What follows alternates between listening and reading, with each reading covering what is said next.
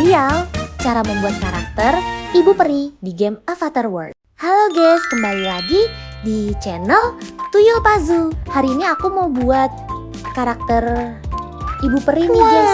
Yuk langsung aja kita buat guys. Tapi di sini aku juga mau cerita tentang sejarah asal-usul Ibu Peri guys. Tahukah kamu bahwa sosok Ibu Peri yang sering kita lihat di cerita ternyata punya sejarah panjang sejak ratusan tahun lalu, bukan sekadar karakter imajinasi. Ibu Peri dulunya dipercaya sebagai makhluk yang bisa mengatur takdir manusia. Konsep Ibu Peri atau yang dikenal sebagai Fairy Godmother berasal dari cerita rakyat Eropa. Kata peri sendiri berasal dari bahasa Latin fatum yang berarti takdir di masa lalu. Orang-orang percaya bahwa ada makhluk gaib yang bisa menentukan nasib seseorang sejak lahir. Makhluk ini tidak selalu terlihat, tapi diyakini selalu mengawasi dan sesekali membantu manusia. Seiring berjalannya waktu, cerita tentang peri mulai berubah di negara seperti Prancis dan Inggris. Peri tidak lagi dianggap menyeramkan, melainkan sosok yang baik hati, lembut, dan penuh keajaiban. Dan dari sinilah muncul sosok Ibu Peri. Salah satu kemunculan Ibu Peri yang paling terkenal ada dalam cerita Cinderella. Dalam versi karya Charles Perrault, Ibu Peri hadir sebagai penyelamat saat Cinderella sedih dan tidak bisa pergi ke pesta. Ibu Peri datang membawa keajaiban.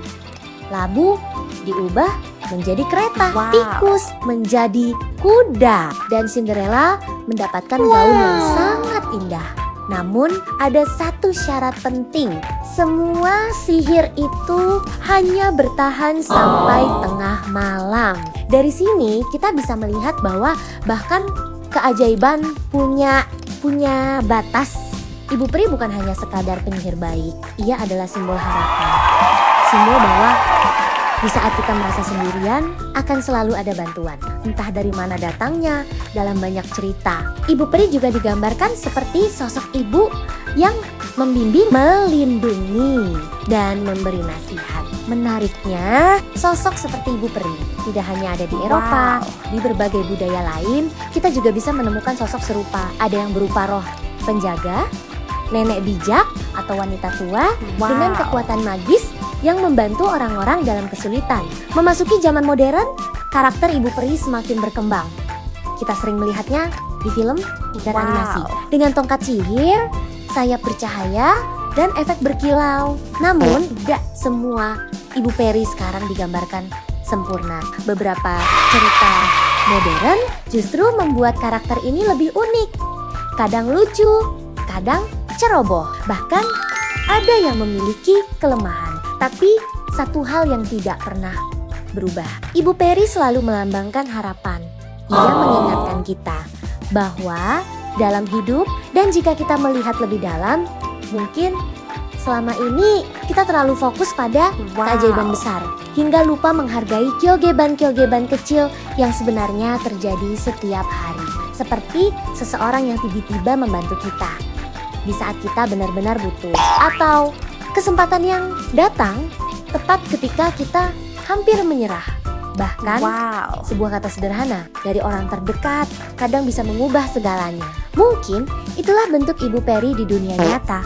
Bukan dengan tongkat sihir, bukan dengan cahaya berkilau, tapi hadir melalui orang-orang di sekitar kita. Dan tanpa kita sadari, kadang kita juga bisa menjadi Ibu Peri bagi orang lain. Saat kita membantu seseorang, memberi semangat, atau sekadar mendengarkan, kita sedang menciptakan keajaiban kecil dalam hidup mereka. Bayangkan, ada seseorang di luar sana yang hampir menyerah, hampir berhenti mencoba, dan kemudian bertemu dengan kamu. Mungkin hanya satu kalimat, satu bantuan kecil, atau satu perhatian sederhana. Tapi bagi mereka itu bisa menjadi titik balik. Itulah kekuatan yang sebenarnya bukan sihir, tapi kebaikan. Karena pada akhirnya cerita tentang Ibu Peri bukan hanya tentang makhluk ajaib, tapi tentang harapan dan tentang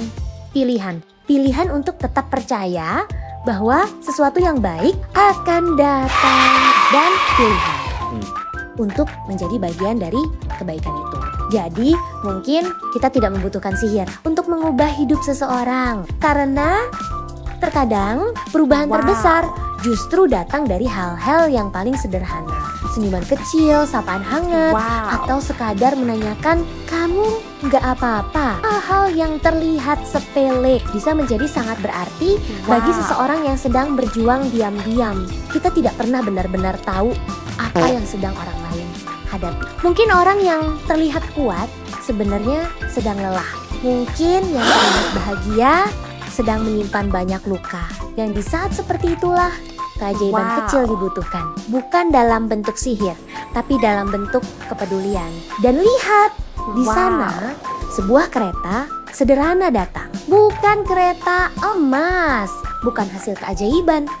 Hanya kereta biasa yang berjalan pelan, mendekat terus. Dan dari dalamnya turun seseorang.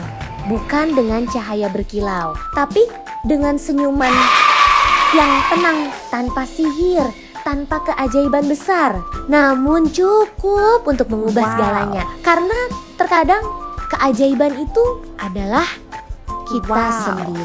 Kalau kamu suka cerita seperti ini, jangan lupa like dan subscribe ya.